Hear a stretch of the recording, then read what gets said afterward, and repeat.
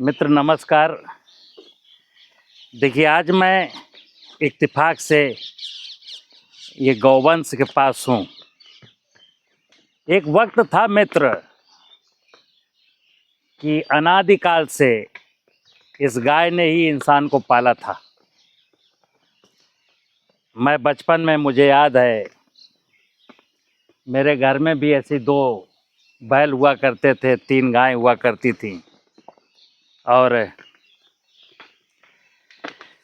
एक बैल अगर किसी का मर जाए, किसी किसान का एक बैल ख़त्म हो जाता था, तो 3-4 दिन तक उसके यहाँ खाना नहीं बनता था। सर्जा है। अब क्या हुआ कि ट्रैक्टर आया मित्र हमारे देश में, मैकेनाइजेशन जब से शुरू हुआ। देखिए, आज देश, मैं इस बात आज इसलिए कर रहा हूँ कि आज देश में गाय को बचाने का एक बहुत बड़ा चैलेंज है। हमारे देश के कई सारे बुद्धिजीवी लोग गाय को बचाने के लिए बहुत कुछ करना चाहते हैं। मैंने ऐसे ऐसे भक्त देखे, गौ भक्त की 500-500, 200-200 गायें पाल रखी उन्होंने। उनके पास पैसा है भगवान की दया से, और वो गाय को कटने वटने नहीं देते हैं, अपने संसाधनों पर उसको पालते हैं। लेकिन हम उनसे एक प्रश्न पूछते हैं कि आप ये जो नंदी है, ये नंदी कुछ देता नहीं है, अब इस नंदी के लिए आप क्या करेंगे? कितने दिन तक आप इसको अपने यहाँ रखेंगे? तो उनका एक ही सवाल जवाब होता है कि सचान साहब, जब तक मैं जिंदा हूँ तब तक तो इनको नहीं कटने दूंगा, उसके बाद मेरे बच्चे क्या करेंगे मुझे नहीं मालूम। मित्र, ये मैं तय बता दूं कि इस नंदी, ये शिव की सवारी कही गई, ये नंदी, ये जब तक था हमारी खेती में, तब तक इस देश को सोने की चिड़िया कहा जाता था। मैकेनाइजेशन, हमारे देश में ट्रैक्टर आया और मुझे ट्रैक्टर अच्छा लगा। कौन बैल को सानी करे, चारा करे, पानी पिलाए, तो धीरे धीरे बैल गायब हुए। फिर इस नाद में गाय भी हैं और बैल भी हैं, तो ये पूरा परिवार है, ये ठीक है। जब इस गाय के बीच से इनके बछड़े, इनके ये भाई बंधु निकाल दिए जाते हैं, तो ये अकेली बेचारी कुछ असहज महसूस करती है। फिर इसके जीवन में दुख शुरू होता है। पीड़ा में तो है, जिसका बछड़ा 3 महीने 4 महीने का उसकी नज़रों से दूर कर दिया जाए, तो गाय को तो पीड़ा होगी। मैं आज जो ये बात कह रहा हूँ, बात इसलिए कह रहा हूँ कि देश के नीति निर्माता, देश के वो लोग जो गाय के नाम पर बहुत बड़ी बड़ी बात करते हैं, उनको जरा समझने की जरूरत है। मैं एक ही चीज कहता हूं कि बहुत ज्यादा कुछ नहीं करना। लोग इस बैल से खेती कैसे करेंगे, गाय का बछड़ा कैसे जिंदा होगा? जब लोग गाय की बछिया से ज्यादा तवज्जो गाय के बछड़े को देंगे, तो ये गौवंश बच जाएगा। ऐसा हो सकता है एक इस नेचर में कि जितनी भी योनियों के जीव हैं, गाय भी एक बहुत अच्छी योनि का एक पशु है। उसको मैं माता कहता हूं, क्योंकि इसके बिना मेरा जीवन चल नहीं सकता। अब ये बछड़ा पैदा करेगी या बछिया पैदा करेगी, ये तो तय है, 50-50 के चांस है। ये गाय बछड़ा भी दे सकती, बछिया भी दे सकती। बछिया दे देगी तो चलो हम फिर पाल लेंगे, दूध खाएंगे, और बछड़ा दे देगी तो क्या करेंगे? तो साहब 2 महीने के बाद हाँक के बाहर कर देंगे। ये तो नहीं चलेगा। उसके बाद अभी और एक टेक्नोलॉजी आ गई, साठ सीमेंट। मुझे तो कई बार हंसी आती है कि हमको जो करना चाहिए वो ना करके हम अनर्गल बेमतलब की ऐसी बात करते हैं, ऐसे काम करते हैं जिनका कोई अर्थ नहीं है। जैसे मेरी बात को बहुत से लोग बुरा भी लग सकता, लग जाए, मेरा अपना मानना है कि इंसान को किसी भी पशु की, किसी भी वनस्पति की नस्ल को सुधारने का जो दिमाग में खुरापात है उसको निकाल के बाहर कर देना चाहिए। आज की तारीख में अगर हो सके तो इंसान को हमारी नस्ल कैसे ठीक होगी इस पर चिंता करनी चाहिए, क्योंकि मेरा अपना मानना है कि अगर इस धरती में किसी की नस्ल खराब हुई है तो इंसान की खराब हुई है। किसी जमाने में जब दूध दही की नदियां बहती थी भारत में, तो आप पूछ लेना इतिहास में, किसी ने कहा भारत में दूध दही की नदियां बहती हैं तो ये गाय ही थी जो 7 लीटर 8 लीटर 12 लीटर तक ये देसी गाय मेरा दूध देती थी। आज ये गाय 3 पाव 4 पाव 6 पाव इतना दूध देती है। क्यों देती है? जो फ्रिजियन गाय होती है ना, देखिए एसी में बांधी जाती है, कूलर लगाया जाता है, 3 किलो खली दी जाएगी, 4 किलो दाना दिया जाएगा, तब वो 13 लीटर दूध देगी। मैं पूछता हूं देसी गाय को क्या देते हैं लोग? देसी गाय को खिलाने पिलाने के नाम पर सिर्फ सूखा भूसा, ना दाना, ना खली, ना हरा चारा, और क्या कहते हैं लोग? अब आजकल की गाय जो है ना, दूध कहाँ देती हैं? केवल 3 पाव दूध देती हैं। मैं उनसे कहना चाहता हूँ, आपके घर में जो बंधी हुई भैंस है जो 7 लीटर दूध देती है, जरा 15 दिन के लिए एक ट्रायल कर लो कि आप उस भैंस को वो भोजन दे दो आप जो अपनी गाय को देते हो। सूखा भूसा दे दो, दाना बंद करो, खली बंद करो। गाय तो मित्र सूखा भूसा खा करके 3 पाव दूध दे भी देती है, लेकिन भैंस को जिस दिन से आपने सूखा भूसा खिलाया ना, वो आपको बैठने भी नहीं देगी। तो ये माँ तो है, इसमें कोई संदेह नहीं, गाय बचनी चाहिए। भारत जैसे छोटे से मुल्क में जहाँ जमीन का एरिया बहुत कम है और आबादी बहुत ज़्यादा है, ऐसे देश में गाय का बचना बहुत ज़रूरी है। लेकिन बचेगी कैसे, प्रश्न केवल इतना है। तो मेरा अपना मानना है कि जैसे नांद है, 2 बैल पले हुए हैं। अब अगर हम बैल से खेती करते हैं तो जाहिर सी बात है मेरी ज़मीन मजबूत होगी। मैंने बोला शिव का और नंदी का एक संबंध है। ये नंदी जब खेत पर चलता है, हल जोतता है, तो ज़मीन पर प्रेशर नहीं पड़ता है, ज़मीन कॉम्पैक्ट नहीं होती है। ये डीजल नहीं खाता, ये भूसा खा करके गोबर जैसी अनमोल चीज़ देता है। ये खेत भी जोतेगा, बैलगाड़ी भी हाँकेगा, रहट भी हाँकेगा, सब कुछ करता था। हमने मैकेनाइजेशन को बढ़ावा दिया, और आज भी जो नीतियां हैं ना, रियलिटी क्या है, ये गाय के जो ना बचने के पीछे गाय के ऊपर जो मंडराता हुआ संकट है, दरअसल हाथी के खाने के 2 दांत होते हैं ना, एक देखने वाले एक दिखाने वाले, तो वही कुछ हमारे चरित्र में भी हो गया है। हम सब लोगों के, हम कहते कुछ हैं और करते कुछ हैं। गाय को रियल में बचना ही चाहिए। अगर मैं सनातन संस्कृति को मानता हूं तो गाय को इस धरती पर बचना ही चाहिए। लेकिन गाय को बचने के लिए जरूरी है कि बैल को, नंदी को बचना चाहिए। और नंदी तब बचेगा जब ट्रैक्टर पर अनुदान खत्म होंगे, ट्रैक्टर का हो हल्ला बंद होगा, कृषि यंत्रों पर अनुदान बंद होगा। और ये गाय तब बचेगी जब इस गाय के दूध को भैंस के दूध से ज्यादा वैल्यू मिलेगी।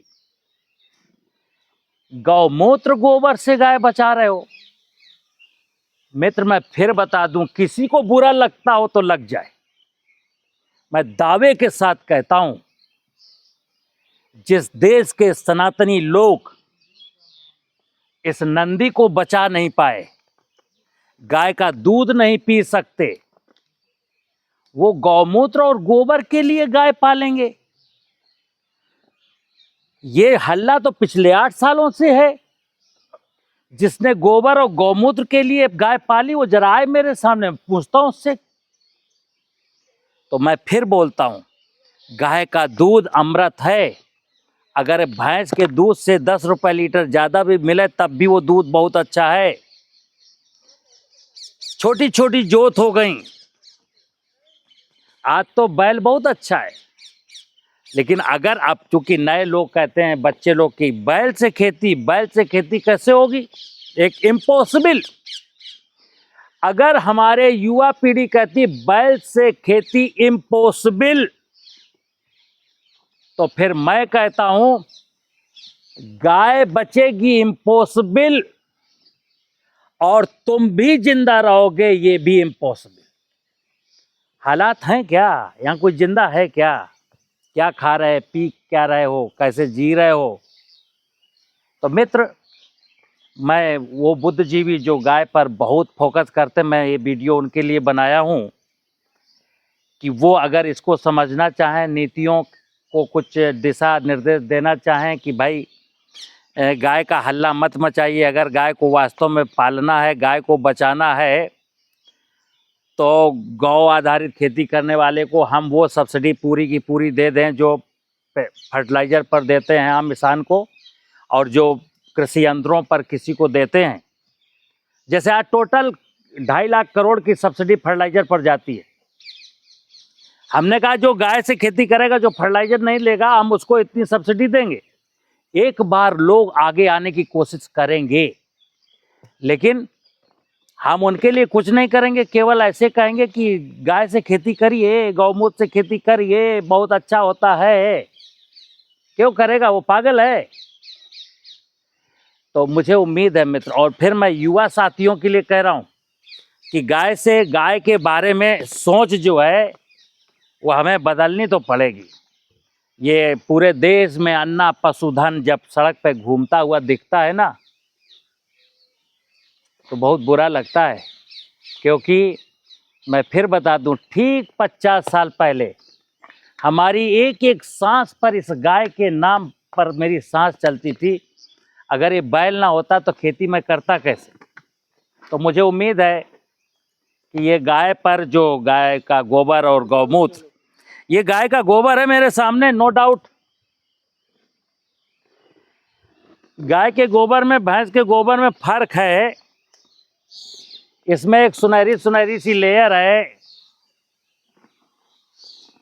कुछ तो गुण है। ये गाय एक ऐसा एनिमल है, एक कॉस्मिक एनर्जी को, ब्रह्मांडी ऊर्जा को ये अपने शरीर के माध्यम से एब्जॉर्ब कर लेती है अपने शरीर के अंदर। और ये कहिए कि अगर ब्रह्मांडी ऊर्जा, ब्रह्म की शक्ति प्राप्त करनी हो तो गाय इसलिए भी जरूरी है। एक ऐसा, ये गाय ही ऐसा एनिमल है कि कॉस्मिक एनर्जी को एब्जॉर्ब करने की सामर्थ्य रखता है। तो नो डाउट इसके ऊपर जब मैं हाथ फिराता हूँ, इसको प्यार करता हूँ, इसको दुलाराता हूँ, इसको अच्छा खाना खिलाता हूँ, हमें पेशाब पी के कैंसर ठीक करने की जरूरत ही नहीं। एक भाव है ना, प्रकृति की व्यवस्था के साथ भाव, गौ माता के साथ हमारा जो भाव है, अभी गौ माता के साथ जो भाव है ना, भाव है अर्थ का। गाय का नाम लेंगे तो ये मिलेगा, गाय के नाम पर हम ऐसा कर सकते हैं, गाय के नाम पर वैसा। ये भाई साहब नाम वाम छोड़िए, ये अर्थ का जो जुगाड़ है ना, यही सत्यानाश कर रहा है। एक गाय है, सिंगल गाय है, सिंगल बैल है, अगर इस गौवंश के साथ आपका बिहेवियर वो बेहतरीन है तो फिर सुन लीजिए, पौराणिक कथाओं में ये नंदिनी नाम की गाय राजा दिलीप से कहती है, मैं हर बार यही बोलता हूँ कि हे राजन, मैं प्रसन्न होने पर मनुष्य की सभी मनोकामनाओं को पूरा करता हूँ। ये गाय अगर प्रसन्न है तो, अब हम लोगों को समझना है, ये पॉलीथीन खाती हुई गाय, गंदे नाला का पानी पीती हुई गाय, कटीले तारों से घायल गाय, ना हम गाय को खेत में चरने देंगे, ना हम नान में बांध करके इसको खिलाएंगे, ना कसाई के हाथ कटने देंगे। ये गाय पूछती है कि आप क्या चाहते हैं, मतलब ना आप कटने देंगे, ना आप खेत में चरने देंगे, ना हमको नान में बांध करके चारा खिलाएंगे, तो मैं तो मजबूर हूँ सड़क में घूमने के लिए, और इसके बावजूद आप कहते हो गौमूत्र से कैंसर ठीक होता है। तो फिर मैं कहूँगा कि ये मनुष्य का जो है दिमाग खराब हो गया है। तो गाय की जब बात आती तो मेरा अपना आकलन है कि अगर गाय नहीं बची तो अभी लोग कह सकते हैं अरे गाय नहीं बचेगी तो क्या होगा, बहुत सारे देश हैं जहाँ गाय नहीं है। लेकिन मैं फिर बता दूं, हमारे देश की सिचुएशन बहुत अलग है। विश्व की 2.5% जमीन है और विश्व की 18% लैंड है। यहाँ जितने जल्दी से जल्दी हो मैकेनाइजेशन खत्म होना चाहिए। 140 करोड़ आबादी अपने आप में एक कितना श्रम है। इतना सड़कों पर घूमता हुआ गौवंश, इसका मैं उपयोग नहीं कर रहा हूं। ये भूसा खा करके गोबर दे देता है, श्रम भी कर देता है। ट्रैक्टर डीजल खाता है, धुआं छोड़ता है, जमीन को कॉम्पैक्ट करता है। अभी तो 30 ही साल हुए ना ट्रैक्टर चलते, और जमीन के नीचे का पानी खत्म हो गया। क्योंकि बरसात में जितना कल्टीवेटेड एरिया है, उस कल्टीवेटेड एरिया का तो हमने हाल ऐसा कर रखा कि वहां से तो सीपेज होना ही नहीं। और जो शहरी इलाका है वहां मैंने एपेक्स और सीसी बिछा दिए। अब पानी जमीन में नीचे जाएगा कहाँ से? जहां से जाना है वहां तो मैंने उसको कॉम्पैक्ट कर दिया ट्रैक्टर चला चला करके।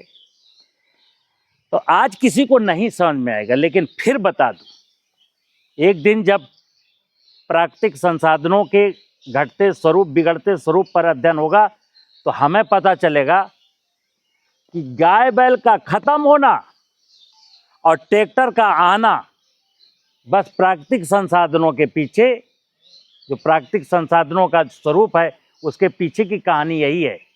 जो मनुष्य बीमार है उसके पीछे की भी कहानी यही है कि गाय हमारे इलाके से हट गई या घर से गाय गायब हो गई।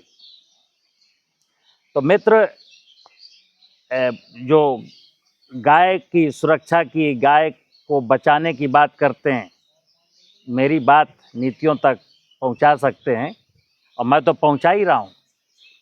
और मैं कुछ झूठ नहीं कह रहा हूं कि गाय को अगर बचाना है तो आप समझ लीजिएगा कि फर्टिलाइजर की सब्सिडी को धीरे धीरे बंद करना पड़ेगा, कृषि यंत्रों की सब्सिडी को पूर्ण रूप से ख़त्म करना पड़ेगा, और ऐसे कुछ सिचुएशन क्रिएट हो जाएं कि छोटे किसान बैल से खेती करने के लिए मजबूर हो जाएं और खुशी से करें। गाय बच जाएगी, और अन्यथा अगर मेरी नीयत में खोट है तो गाय नहीं बचेगी। नमस्कार।